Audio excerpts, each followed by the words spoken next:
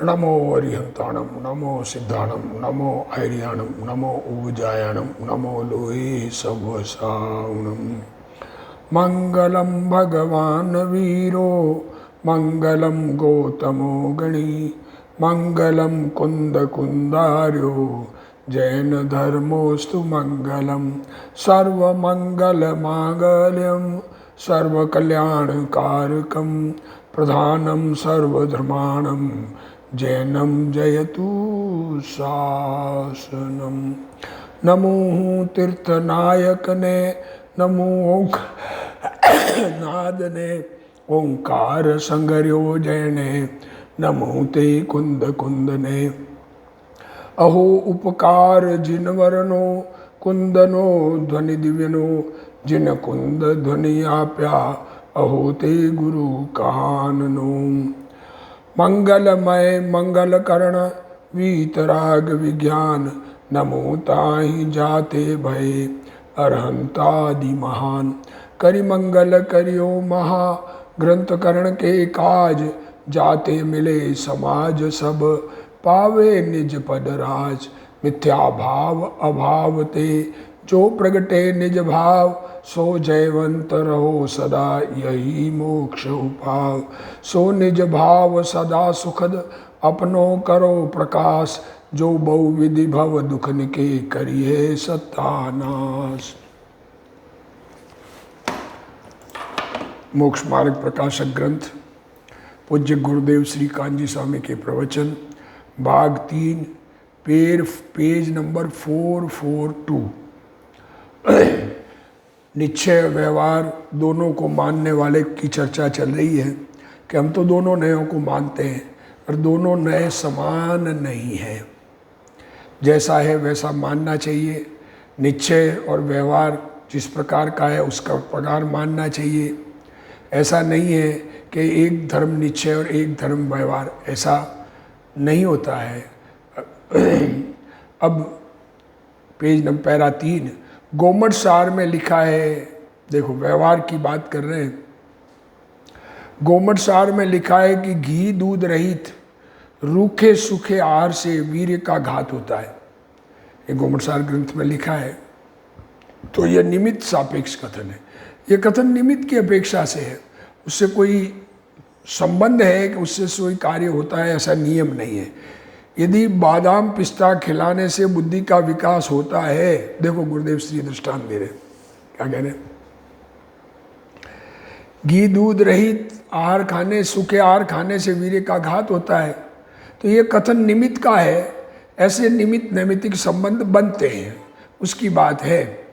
जैसे दृष्टांत में कह रहे बादाम पिस्ता खाने से बुद्धि का विकास होता है, तो भैंस का बादाम पिस्ता खिलाने से उसकी बुद्धि का भी विकास होना चाहिए। भैंस को खिलाओ, उसकी बुद्धि बढ़ जाएगी, परंतु ऐसा नहीं होता, क्योंकि ये तो निमित्त नैमित्तिक संबंध है, ये कर्ता कर्म संबंध नहीं है। बादाम पिस्ता कोई बुद्धि को बढ़ाता नहीं है। निमित्त के कथनों का अर्थ समझना चाहिए। हाँ, निमित्त से जो कथन किया उसका वास्तविक अर्थ समझना चाहिए। आत्मा में अपने कारण भाव कर्म है। आत्मा में जो विकारी भाव है, राग द्वेष मोह भाव है, वो आत्मा के स्वयं के कारण से है। उसमें द्रव्य कर्म निमित्त है। द्रव्य कर्म का उदय है, वो निमित्त है, और आत्मा में भाव कर्म हो रहे हैं। पर कर्मों ने कराया है ऐसा नहीं। अगर कर्म करावे तो कभी मिट सकते नहीं। और बाह्य पदार्थ 9 कर्म है।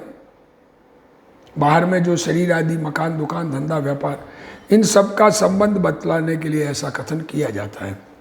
जीव को आहार, भय, मैथुन और परिग्रह, देखो ये जीव को अनादि संसार दशा में आहार चाहिए, डर से बचाव चाहिए, मैथुन का भाव होता है, और परिग्रह रखने का भाव होता है। ये 4 संज्ञाएं उत्पन्न होती हैं, और उनमें कर्म निमित्त है। तथा शास्त्र में बाह्य 9 कर्म को भी निमित्त बतलाना। अब शास्त्र में तो बाहर में जो खान पान आदि को भी निमित्त बता देते हैं। आहार देखने से, देखो क्या 9 कर्म को निमित्त कैसे? आहार देखने से अथवा पेट खाली हो तब आहार संज्ञा होती है।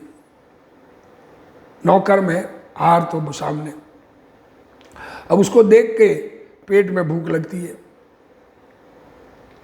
शमशान के स्थान से भय संज्ञा होती है, ऐसा कहा। ये निमित्त नैमित्तिक संबंध है, ऐसा कथन आता है। वास्तविकता में ऐसा नहीं है। किसी को डर नहीं लगता है शमशान में भी? 4 बातें लागू हो, शमशान हो डर हो, शमशान हो डर नहीं हो, शमशान भी नहीं हो डर भी नहीं हो, और शमशान नहीं हो और डर हो। क्या कहें? शमशान हो डर हो एक, शमशान हो डर नहीं हो, शमशान नहीं हो और डर हो, और शमशान भी नहीं और डर भी नहीं। चारों बातें लागू होती है, इसलिए एक पक्ष ग्रहण करने पर सत्य नहीं होता है। वो निमित्त नैमित्तिक संबंध ऐसा होता है। सामान्य रूप से जीवों को शमशान में डर पहले लगता था, अब तो बात दूसरी है। वह 9 कर्म बताने के लिए है। वस्तुतः तो आहार आदि संज्ञा स्वयं के कारण होती है, तो अन्य पदार्थ को निमित्त कहा जाता है। खुद में भूख लगती है, खाने का भाव आता है, खुद को मैथुन का भाव आता है, तो स्त्री को निमित्त कहा जाता है। खुद डरता है और खुद परिग्रह रखना चाहता है, तो पदार्थों को निमित्त कहा जाता है। देखो, शमशान में कोई व्यक्ति अकेला जाए तो बहुत भय लगता है। अकेला जाए तो अंदर में, क्योंकि अंदर में मान्यताएं पड़ी है ना, वहाँ भूत प्रेत वगैरह ऐसा है। 2 व्यक्ति साथ जाए तो कम भय लगता है, और 3-4 व्यक्ति हथियार सहित जाएं तो अत्यंत कम भय लगता है। इसलिए वहाँ निमित्त का प्रभाव पड़ता है, ऐसा अज्ञानी कहते हैं। देखो, परंतु ये सब बातें मिथ्या है, ये सब बातें खोटी है। क्या कहना चाह रहे गुरुदेव श्री? बात ख्याल में लेने की है। अरे ये निमित्त नैमित्तिक संबंध कहा गया है, भय के परिणाम कम ज्यादा होते हैं, वे अपने कारण होते हैं। जिस जीव में भय कम हुआ, जिस जीव में भय ज्यादा हुआ, वो उस जीव के कारण है। हथियार आदि के कारण भय कम नहीं होता, ऐसा जानना चाहिए। मुनिराज निर्भय होते हैं, अकेले चले जाते हैं, दिगंबर संत कहीं पर भी। कहाँ भय होता है? हथियार से भय कम होता है, उनको भय ही नहीं है।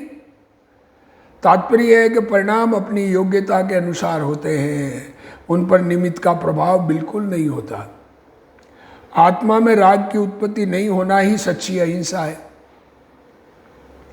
आत्मा में राग उत्पन्न न हो, ये वास्तविक अहिंसा है। और राग की मंदता को अहिंसा कहना कथन मात्र अहिंसा है।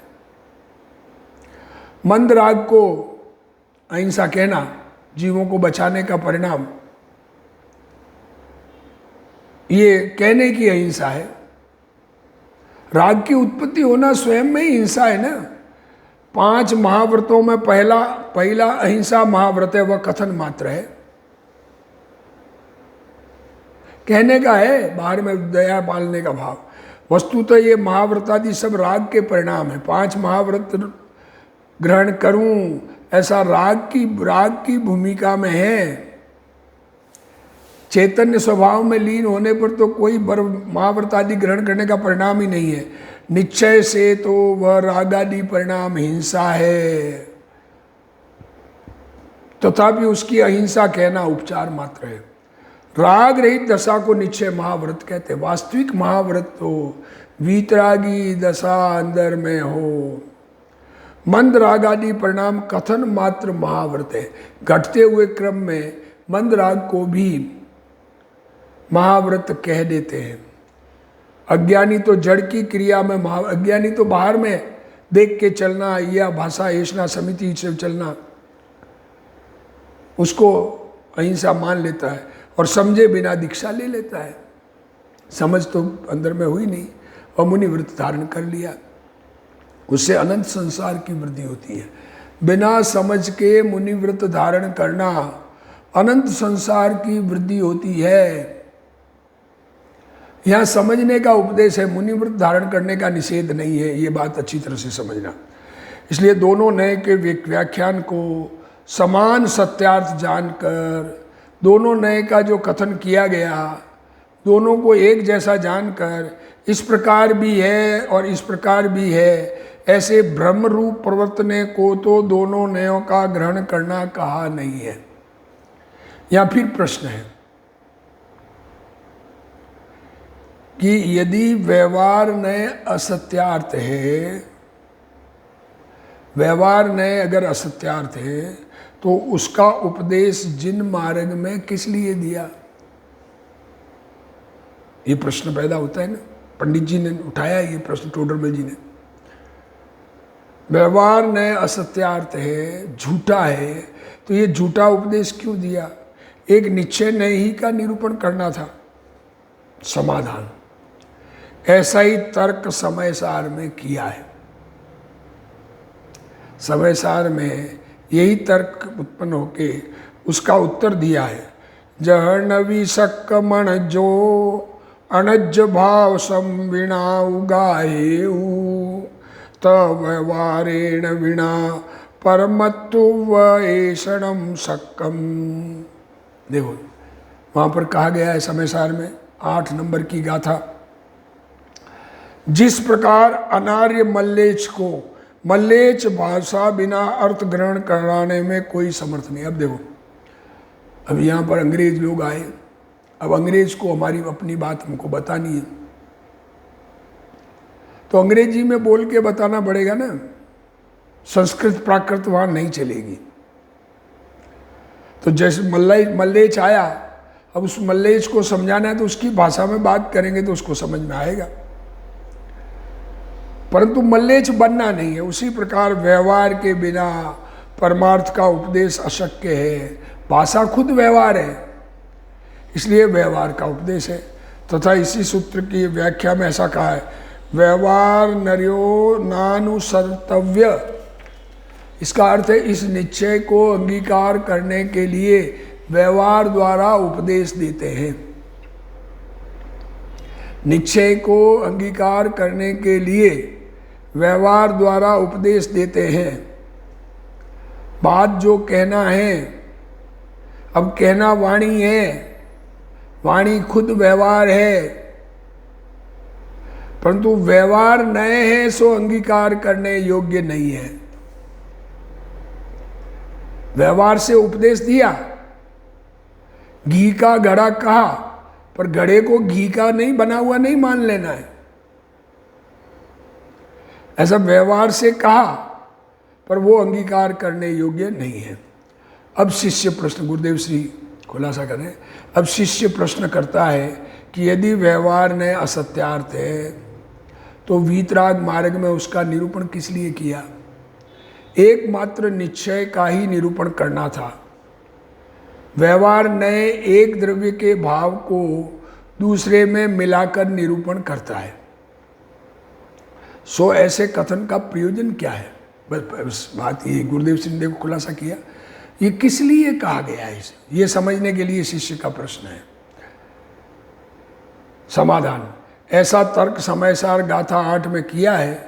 वहाँ उत्तर दिया है कि जैसे अनार्य अर्थात मल्लेच जन को अनार्य भाषा के बिना कोई भी वस्तु का स्वरूप ग्रहण कराने में समर्थ नहीं है, उसी प्रकार कोई भी व्यवहार के बिना परमार्थ का उपदेश करने में समर्थ नहीं है। देखो पंडित टोडरमल जी इस मोक्ष मार्ग प्रकाशक ग्रंथ में मुनियों के सूत्रों का आधार देते हैं।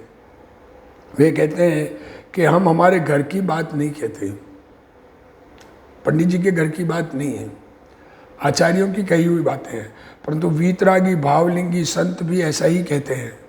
पंडित टोडरमल जी, बनारसी दास जी आदि सत्य वस्तु स्वरूप का प्रतिपादन करते हैं। टोडरमल जी हो गए, बनारसी दास जी हो गए। चौथे पांचवें गुरुदेव श्री समझ लो खुद भी, छठवें और 13वें गुणस्थान वाले जीवों की दृष्टि में कोई अंतर नहीं है। देखो क्या कह रहे हैं,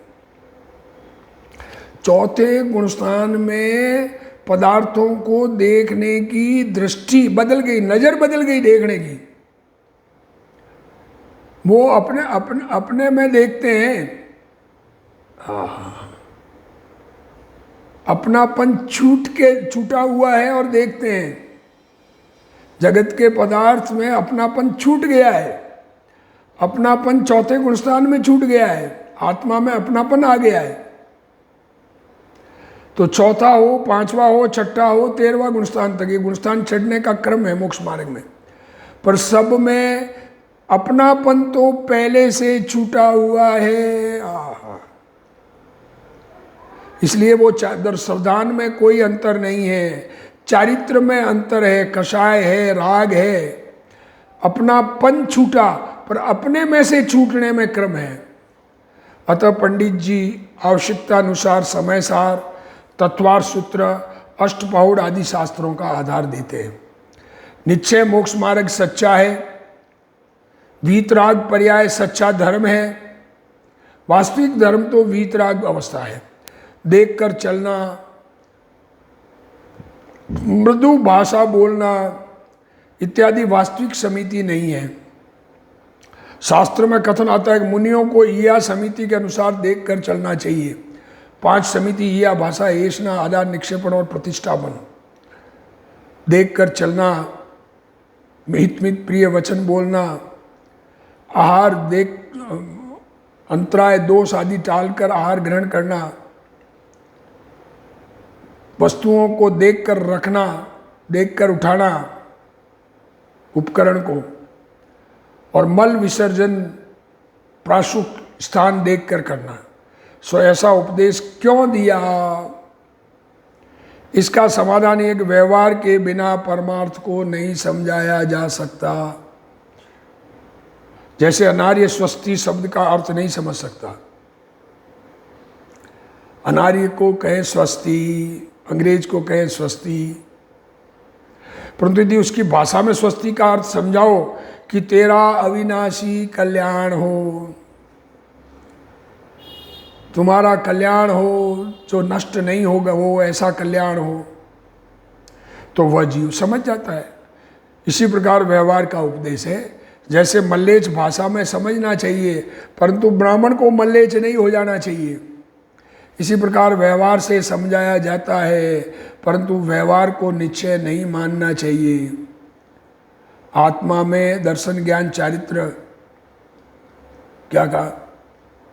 आत्मा में दर्शन ज्ञान चारित्र, ये गुणों का भेद करके समझाते हैं, परंतु वे कथन मात्र, वास्तव में टुकड़े टुकड़े नहीं है। कोई दर्शन इधर पढ़ा, ज्ञान अड़व चारित्र, ऐसे 3 चीजें पड़ी हो।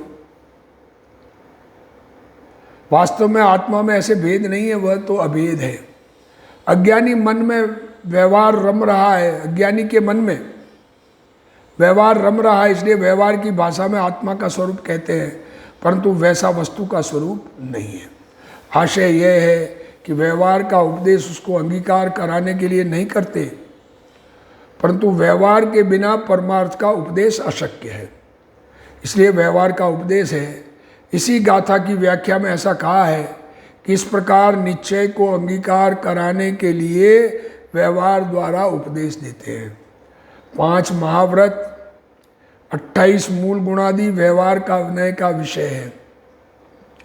इसको धर्म कहना व्यवहार है। ये बाहर में राग की क्रिया की बात करना, बचा हुआ राग को धर्म कहना, किंतु वह अंगीकार करने योग्य नहीं है। आत्मा को अंगीकार करे तो बचे हुए राग में ऐसा व्यवहार होता है, अर्थात उसे वास्तविक धर्म मानने योग्य नहीं है। ये राग जो बचा हुआ है, ये वास्तविक धर्म नहीं है। अब पंडित जी वापस फिर प्रश्न है, व्यवहार नए बिना निश्चय का उपदेश कैसे नहीं होता, और व्यवहार नए कैसे अंगीकार नहीं करना, सो कहिए। व्यवहार नए के बिना उपदेश नहीं होता, इसलिए व्यवहार से कथन किया जाता है, पर व्यवहार अंगीकार नहीं करना चाहिए, तो कैसे नहीं अंगीकार करना? तो समाधान, ज्ञान में तो जानना है ना, इसलिए उसमें तो अंगीकार है। निश्चय से तो आत्मा पर द्रव्यों से भिन्न, आत्मा सारे जगत से भिन्न, स्वभाव से अभिन्न, अपने चैतन्य स्वभाव, ज्ञानानंद स्वभाव, अनंत गुणों के पिंड रूप स्वयं सिद्ध वस्तु है जो उसे नहीं पहचानते। अब ऐसे आत्मा को देखा नहीं आज तक, नजर नहीं डाली ना अपने अंदर में, उनसे इसी प्रकार कहते रहे तब तो वे समझ नहीं पाए। कैसे समझेंगे? कुछ तो उसका उल्लेख बताना पड़ेगा ना, कोई लक्षण बताना पड़े ना। इसलिए उनको व्यवहार नए से शरीर आदि परद्रव्यों की सापेक्षता द्वारा, शरीर अब जीव को समझना है तो चैतन्य भगवान आत्मा तो क्या समझता है कि एक भगवान दूर से दूर है, अलग, ये शरीर है, यहाँ आत्मा है, ये जो चलते फिरते हैं, ये आत्मा चलते हैं बोलते हैं, ये यहाँ जीव है। और नर नारक आदि पृथ्वी कायिक रूप जीव के विशेष, मनुष्य, नारकी, देव, तिर्यंच, पृथ्वी काय रूप जीव, ये विशेष किए। तब मनुष्य जीव है, नारकी जीव है इत्यादि प्रकार सहित उन्हें जीव की पहचान हुई। अब जीव ऐसा है, दो चीज़ों का भिन्न, एक ये जीव, यहाँ जीव है और ये शरीर, और एक ये टेबल है, यहाँ जीव नहीं है। इन दोनों का अंतर करने के लिए शरीर सहित जीव को जीव कहा, ये व्यवहार है, क्योंकि टेबल में जीव नहीं मिलेगा, ये जीव की पहचान। अब जीव को अंदर शरीर भी जीव नहीं है, ये बात फिर दूसरा व्यवहार।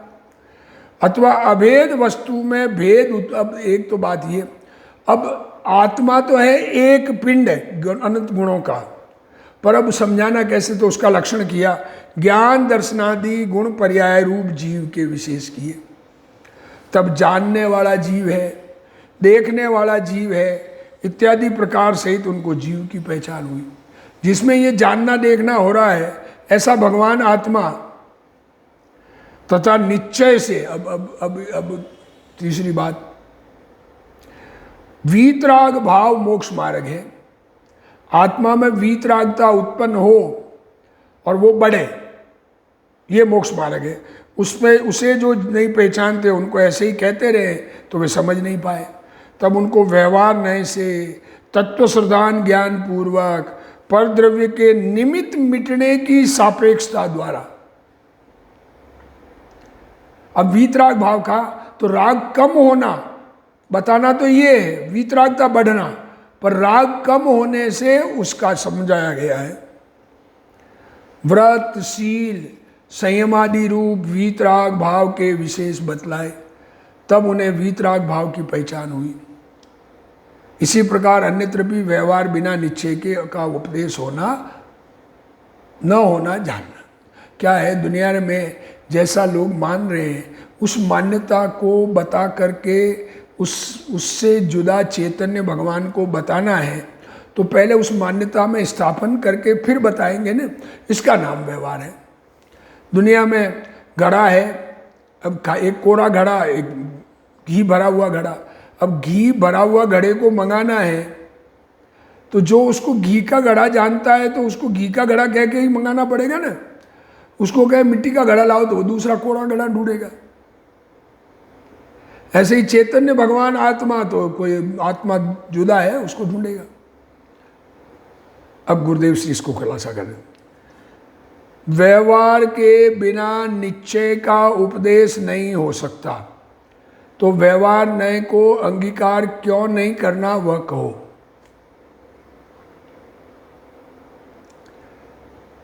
यहाँ दूसरे प्रकार का कथन है, समय सार में आत्म वस्तु को अभेद रूप परमार्थ कहा है। समय सार में कहा आत्मा एक अभेद चैतन्य भगवान है, और उसके पर्याय आदि भेदों को व्यवहार कहा है। समय सार में एक रूप अभेद आत्मा की दृष्टि कराने के लिए, एक आत्मा को अनुभव कराने के लिए, एक आत्मा में एकाग्रता कराने के लिए अपनी पर्याय के भेद को गौण करके व्यवहार कहा है। जबकि यहाँ मोक्ष मार्ग प्रकाशक में परद्रव्यों से भिन्न और स्वभावों से अभिन्न वस्तु का है, पर से भिन्न और अपने स्वभाव से अभिन्न। यहाँ अपनी पर्याय अपने में ली है, अपने गुण पर्यायों से अभिन्न है, ऐसा यहाँ कहा है। आत्मा गुण पर्यायों से एक आत्मा और शरीर जुदा। यहाँ स्व के द्रव्य गुण पर्याय को निश्चय कहा और शरीर कर्म निमित्त आदि को व्यवहार कहा। वस्तु है वह परद्रव्य से भिन्न है और अपने स्वभाव से अभिन्न है। अपने द्रव्य गुण पर्याय अपने कारण स्वयं सिद्ध है, विकारी या अविकारी पर्याय स्वयं सिद्ध है। यहाँ विकारी पर्याय सहित द्रव्य को निश्चय कहा है और जड़ की पर्याय को व्यवहार कहा है। श्री समयसार की गाथा 14 में व्यंजन पर्याय तथा अर्थ पर्याय को भी व्यवहार कहा है। यहाँ उसको अभिन्न वस्तु में लिया है। इस प्रकार कथन की अपेक्षा समझनी चाहिए। जो आत्मा को नहीं पहचानते वो उसे ऐसे ही कहते रहे। अब आत्मा आज तक देखा नहीं, आत्मा शब्द कहते ही कि कौन कहाँ आत्मा है, किसने देखा, किसने देखा पूर्व जन्म से यहाँ है, अगले जन्म में जाएंगे। तो आत्मा परद्रव्यों से भिन्न, स्वभावों से अभिन्न स्वयं सिद्ध वस्तु है, तो वह समझ नहीं सकता, समझ में ही नहीं आएगा। तब उसको समझाने के लिए व्यवहार नए से शरीर आदि पर्याय की सापेक्षता से बतलाते हैं। ये जीव कौन सा, ये देखो कि चींटी मकोड़ा, ये पेड़, ये जीव, इनमें जीव है, अर्थात ये एक केंद्रीय जीव है, ये मनुष्य जीव है, ऐसा कहते हैं। पंचेंद्रिय जीव के 10 प्राण हैं। इस प्रकार शरीर आदि परद्रव्यों की सापेक्षता से नरक नारकादि पृथ्वी कायादि जीव के भेद किए हैं। जड़ की अपेक्षा लेकर जीव की पहचान कराने के लिए शरीर को जीव कह देते हैं। हाँ, ये शरीर साथ में है ना, निमित्त नैमित्तिक संबंध से, तो इसको जीव कह देते हैं। जो आत्मा को नहीं समझता और जिसने निमित्त से संबंध रहित आत्मा को नहीं देखा, जिसकी दृष्टि स्वयं पर नहीं गई, 10 प्राण के संबंध रहित, इंद्रियों के संबंध रहित आत्मा को नहीं देखा, उसको शरीर आदि सहित जीव की पहचान कराते हैं। पहले तो जीव, ये जीव और अजीव को पहचानना है, तो ये जीव, ये टेबल कुर्सी आदि अजीव। अब फिर यहाँ अंदर के व्यवहार से जीव की पहचान कराते हैं। अभेद वस्तु में भेद उत्पन्न करके, आत्मा तो है एक चैतन्य पिंड, अनंत गुणों का पिंड भगवान, और उसमें भेद उत्पन्न किया। कौन सा? ज्ञान दर्शन आदि गुण पर्याय रूप जीव के भेद किए। यह जानने वाला जीव है, ये देखने वाला जीव है, ये वीर्य वाला जीव है। इस प्रकार भेद से जीव की पहचान कराते हैं। समयसार गाथा 7 में कहा है कि पर्याय में भेद है, परंतु वस्तु को मुख्य कराने के लिए पर्याय के भेदों को गौण करके व्यवहार कहते हैं। ये भेद है, पर यह भेद आत्मा में नहीं है, ऐसा 7वीं गाथा में कहा है। इसलिए भेद अवस्तु है, भेद कोई वस्तु नहीं है, वस्तु तो एक अभेद है, पर समझाने के लिए भेद किया है। अपनी पर्याय में भेद है, परंतु रागी जीव के भेद के लक्ष्य से राग होता है। इस कारण भेद को गौण करके अभेद को मुख्य भेद करके भेद को अवस्तु कहा है। यहाँ मोक्ष मार्ग प्रकाशक में भेद को स्वयं सिद्ध वस्तु में गिना है और भेद से समझाते हैं, ऐसे भेद से समझाते हैं। अब तीसरा बोल बताते हैं। राग रहित स्वभाव की श्रद्धा ज्ञान चारित्र मोक्ष मार्ग है। राग रहित वीतराग स्वभाव अपना, वीतरागता ही एक मोक्ष मार्ग है। पंच महाव्रतादि के परिणाम मोक्ष मार्ग नहीं है। लाखों रुपए दान में देने से धर्म नहीं है, क्या कह रहे हैं, परंतु यदि उसमें कसाय की मंदता हो तो पुण्य है।